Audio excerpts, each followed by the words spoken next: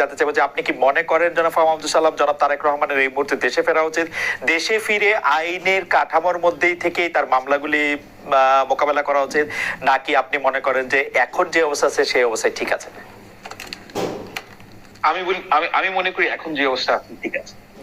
এটার কারণ কি আপনি একটু ব্যাখ্যা করবেন? যে কারণটা হচ্ছে গিয়ে দেখেন, আমি জানি না উনি কি মনে করেন, কিন্তু আমি এটা সম্পূর্ণ আমার ব্যক্তিগত ধারণা থেকে বলছি যে বাংলাদেশে এই মুহূর্তের বাংলাদেশের একটা পারসেপশন হচ্ছে গিয়ে যে বিএনপি সবচেয়ে বড় দল।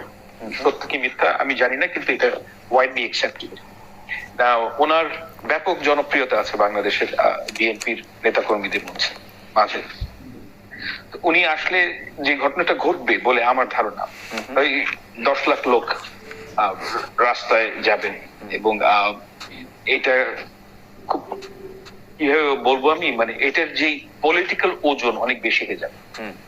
কারণ তখন বাংলাদেশের যে সেন্টার অফ পাওয়ার এটা শিফট করবে এবং বিএনপির অনেক, আমি মনে করি যে দল হিসেবে বিএনপির এতে যে সমস্যাটা হবে যে বাংলাদেশে একটা টাসল তৈরি হবে। এটা বেটার হচ্ছে tussle between government and BNP. Yes, okay okay okay জি। কারণ হচ্ছে কি, গভর্নমেন্ট মানে আমি শুধু ইউনূস সাহেবের কথা বলছি না, আমি বলছি যে গভর্নমেন্ট একটা বিশাল মেশিনারি। তখন ওইটার মধ্যে তারেক সাহেব আসলে ওনার যে ওজন, পলিটিক্যাল ওয়েট বলছেন, সেই কারণে একটা টাসল তৈরি হবে। এটা অ্যাভয়েড করাটাই ভালো আমার কাছে মনে হয়, কারণ বাংলাদেশ এখন যেই পর্যায়ে দিয়ে যাচ্ছে আর একটু সময় নেওয়া উচিত এবং ওনার ইলেকশনের আগেই আসা উচিত। না জনাব সালাম, একটু বোঝার জন্য যে যে টাসেলটা তৈরি হবে এবং যে মানে ভর কেন্দ্রের যে পরিবর্তন, সে কিন্তু সেই ভর কেন্দ্রের পরিবর্তন তো অবশ্যই মানে মানে জনাব তারেক রহমানের পক্ষেই যাবে, তাই না? উনি একটা পলিটিক্যাল পার্টির একটা বড়, তো এইটা তো পৃথিবীর সবাই চায়। জনাব তারেক রহমান এটা কেন চাইছে না? মানে ইউনূস সাহেবের চেয়ে উনি গুরুত্বপূর্ণ হয়ে উঠবেন, এর চেয়ে মজার কি আছে?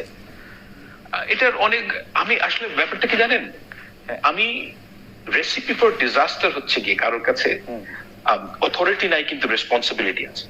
ওকে, কিন্তু ভাইস ভার্সা। তো যার রেসপন্সিবিলিটি তারই অথরিটি থাকা উচিত। ওকে ওকে, এখন এই মুহূর্তে তারেক সাহেব যখন আসবেন ক্ষমতায়, আমি বলছি মানে বাংলাদেশে যখন আসবেন, তখন যে ঘটনাটা ঘটবে যে সবাই তার দিকে তাকিয়ে থাকবে এবং এই কারণে একটা জন আকাঙ্ক্ষা, মানে গভর্নমেন্ট এবং বিএনপির মধ্যে একটা টাসল তৈরি হবে। এটা ছাত্রদের জন্য ভালো না। আমি আসলে উনার আশা সম্পর্কে অনেক কিছু ভাবছিলাম, আমি এই দিকটা ভাবি নাই। জনাব ফাহাম আব্দুল সালাম, আপনাকে অনেক ধন্যবাদ যে আপনি একটা মানে আমার ভাবনায় একটা নতুন দিক যোগ করেছেন। আমি একটু জনাব রহিন হোসেন প্রিন্স আপনার কাছে একটু জানতে চাই যে